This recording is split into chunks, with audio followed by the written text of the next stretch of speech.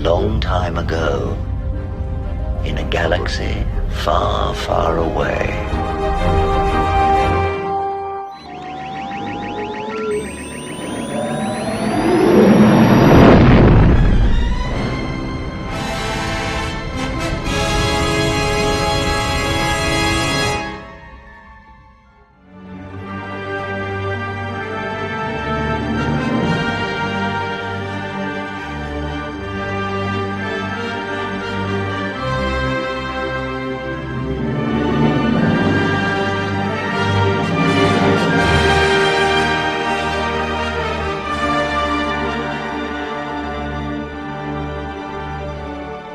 Every measure, 1 year, 3 years, 5 years, 10 years. How much more do we have to go? How long do we have to continue to suffer with this great board? By the way, they said I have no media experience. I don't claim to have any. But I would tell you, I don't think they have much media experience.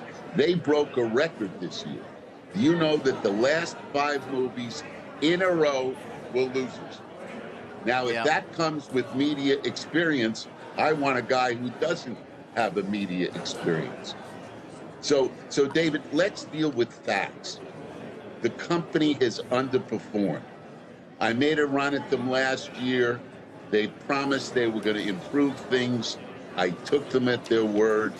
Things got worse. The stock went down. Results got worse. Okay, so no more. I can't continue to give them more opportunities. Understood. And Although, to be fair, don't you... So, the proxy war is on like Donkey Kong.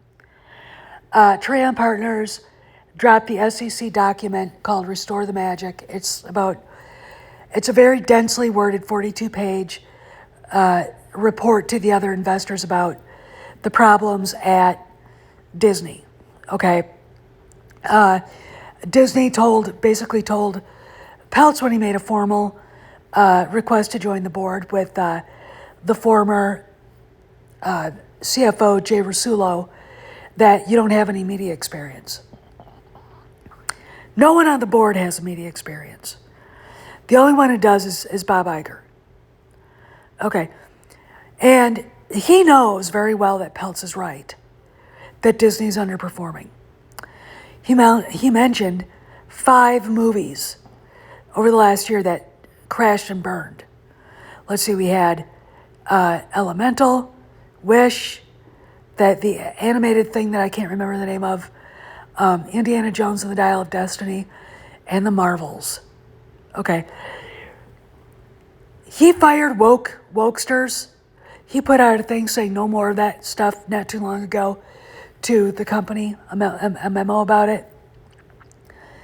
And anybody who knows how Hollywood works knows that garbage is going to come out until it's all gone. It's like diarrhea. You're going to have it until it's gone. Okay. And last year we had, in an animated feature, a non-binary character and I think a same-sex love affair in a family animated feature. Gross. We had a girl boss bossing around Indiana Jones in Indiana Jones and the Dial of Destiny. Stupid fucking idea. Okay? The movie was better than it could have been. But Peltz will have a lot to say about that, and I'll explain what I think he would say. Wish?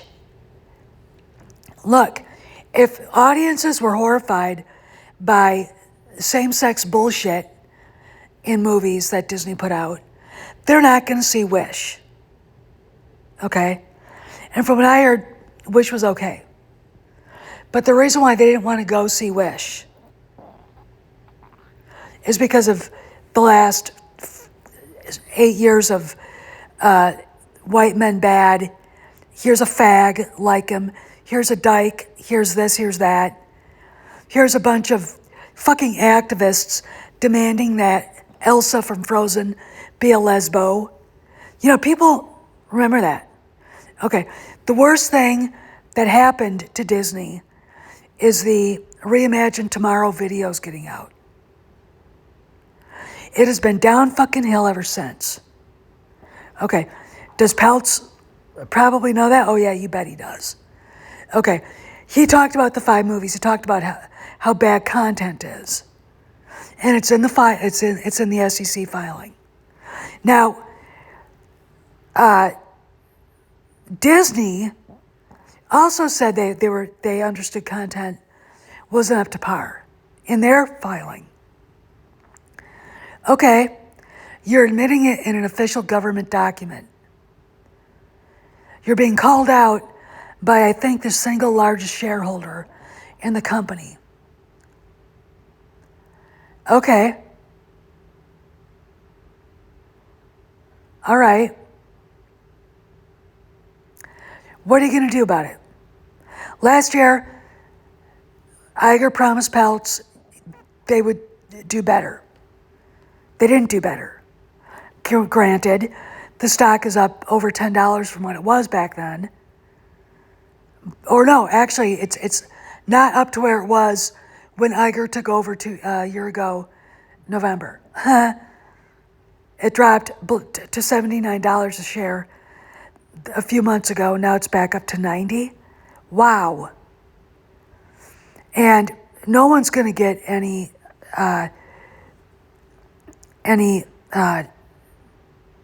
money from that. There isn't going to be any derivatives from that. I mean, what the hell? But the problem is that not only is Iger a weak leader, go along to get along with, the Feiges and the fucking Kennedys of the world, the board is weak.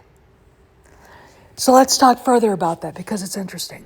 The time has come. Execute Order 66. Wipe them out. All of them. So Peltz has got a year to look at where he was promised something that Iger couldn't deliver, even if he intended to, because Iger, even if he's a survivor, and I'm on his side with the Kennedy battle, he's a weak leader. Okay, Mr. Iger, if you watch this, I apologize, but come the fuck on, okay? All right, like I said, he let Kathleen Kennedy run roughshod over him for years. He let Kevin Feige bow down before Her Eminence Victoria Alonso, and look at the fucking mess they made. God knows what was going on at Pixar, who, by the way, incidentally, is now going to have to institute layoffs. And the layoffs will come to haunt Marvel Studios and Lucasfilm. Okay. The problem with the Disney board is they're disconnected from the audience and from the shareholders. They're not shareholders themselves. This is the weakness of that board, all right? They don't have a leg in Disney being successful in the way that, Nelson Peltz and other big stockholders do, okay? George Lucas, Rupert Murdoch, etc. And, let's talk about Kathleen Kennedy. First off, Nelson Peltz, because this is a Star Wars channel, okay. Nelson Peltz can look at Bob Iger and say, you could have renegotiated her contract to where you could fire her. You could have done it in 2018. And you didn't. Instead of using Solo as a gauge to either let her go or renegotiate, you just renewed her contract.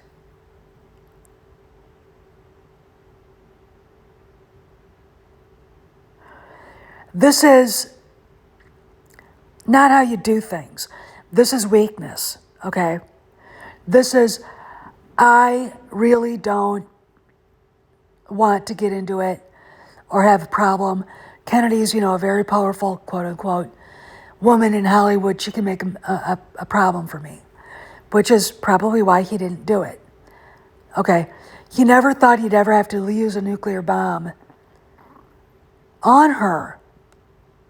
And then in 2021, the dumbass renews her contract again, probably to get Indiana Jones and the Dial of Destiny done.